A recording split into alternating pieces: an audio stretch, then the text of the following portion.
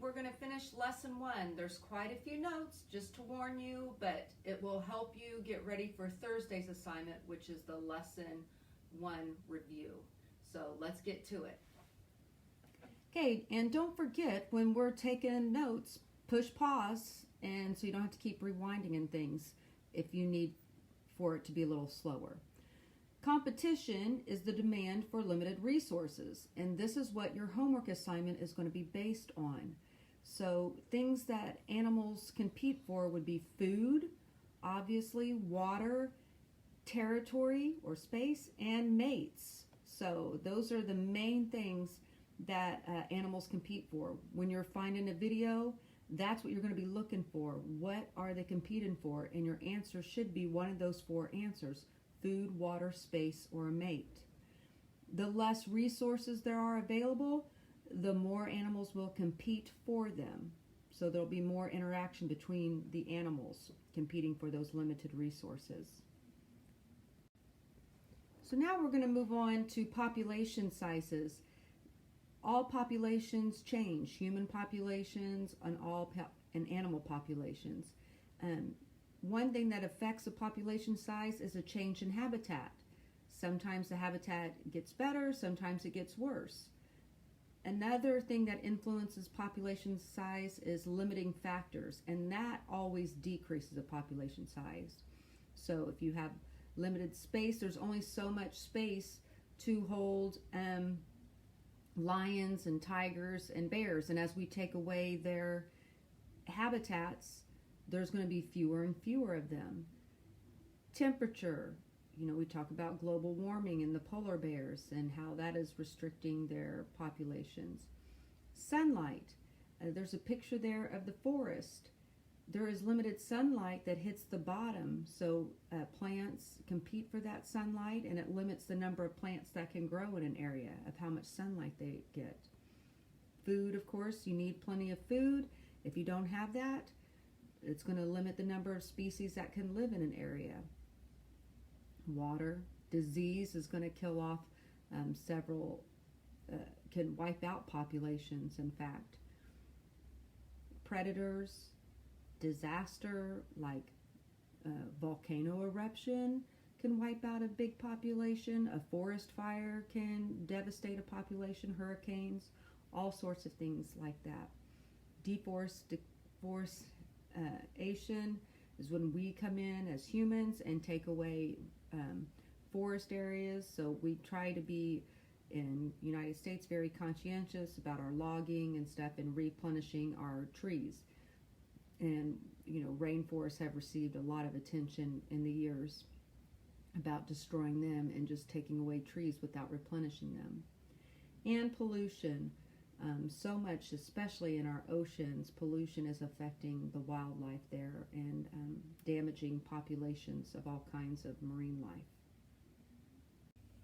Okay, and as a scientist, and you know that so many things can limit an animal's population, we want to keep our eye on them in case we see numbers getting really low, and we can do things to protect them. That's how we became aware that, some of the habitat destructions that we were doing, we need to start protecting some of these animals. Or if we see a natural disaster in an area, that maybe certain animals need a little bit more protection from us. So we want to keep really close tabs on populations of animals. So we try to count the population sizes. One of the easiest ways and most accurate ways to do it is letter A, direct observation. You simply count all the members. But that sounds really great, but it's hard to count every single grasshopper in the world or things like that.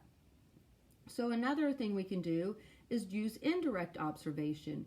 Maybe I see so many crab burrows, and so I might estimate how many crabs there are, or I might see some beehives in my area and kind of can make a guesstimate of how many bees are in my area. So I can look for bird nests. So I can look for those types of signs that an organism is living in my environment and then make an estimate of how many are living in my environment. Letter C is great, sampling and population density. When you're wanting just an estimate, not an accurate, 100% accurate number, but just an estimate, and it's a really large population, and it's just too tedious maybe to count every individual. So for instance, let's say I have 5 bushes in my yard, and I want to see how many ladybugs are living in my yard. All right, so if I count on one bush 25 ladybugs, I would know, well, if I have 5 bushes, I would have approximately 125 ladybugs living in that area. Makes sense. But that would be an estimate because I have not directly counted every single ladybug. Another method would be letter D, mark and recapture. Now this is for animals like maybe sea turtles, where it's over a large area and it's just not feasible to round up every sea turtle and count them out. You know, maybe you could do a little sample area, but it's probably more accurate to do the mark and recapture method. So on this one, if I had a population of sea turtles I was trying to get the number of, I would capture some and I would mark them. So let's say I capture in a day 5 sea turtles, and I mark them with little tags. And I wait a week, and then I go out in a day and try to capture a number of sea turtles. And let's say on that day I capture 10 sea turtles, but only 2 of them that I caught had tags from the previous time. So I could estimate 5 times 10 is 50 divided by 2. My estimate would be that there are 25 sea turtles living in that area. So now you don't have to copy anything from this board, but I just want to talk to you and kind of say, which type method would we use? How would we, number one, calculate for grasshoppers in a field?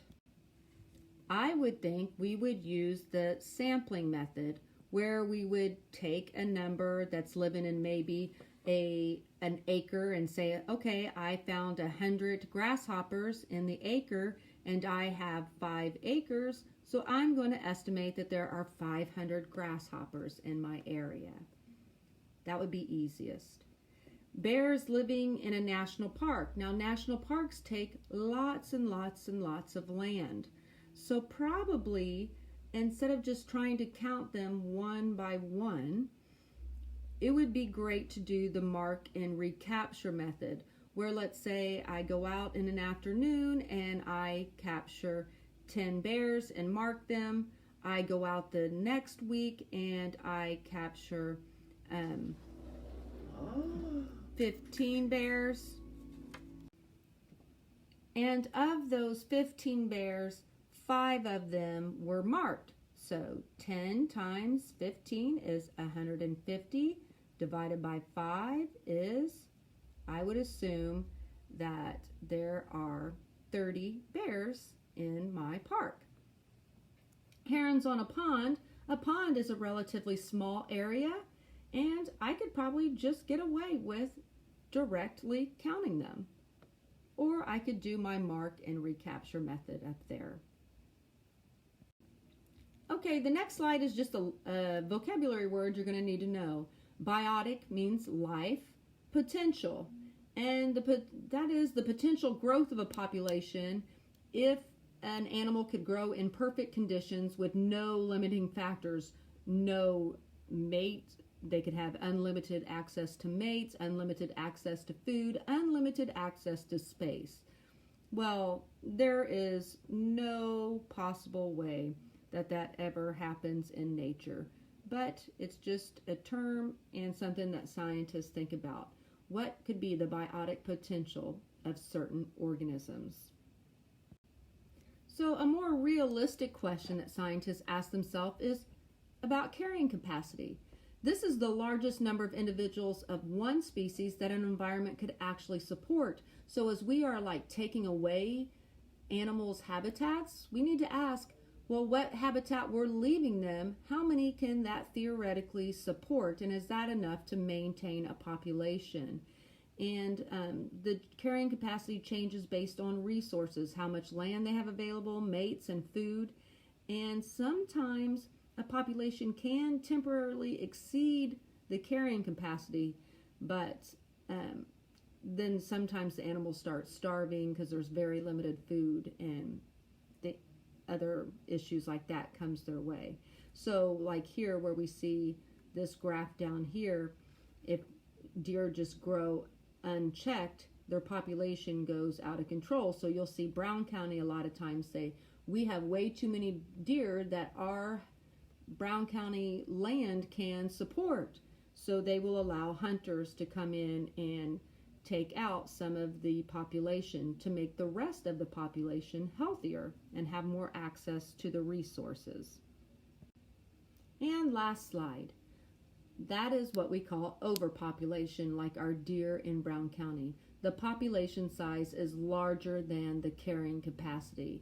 So this definitely can cause problems, and we often see this in two animals in particular in our world, deer and those cute little kitty cats. So we're always asking people to please spay and neuter their cats. And I tell you what, in Indiana, when I go into the Animal Humane Society, it's pit bulls. It's just too many pit bulls. We don't have enough people caring for them. And then on this far picture on the left, you see just overcrowding of humans, and sometimes that can really be tough conditions to live in, and diseases spread easier when we get to very crowded conditions. So that is your notes for the day.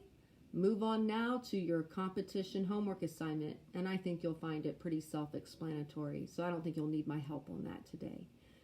God's blessing on your week, and talk to you next week. Bye, guys.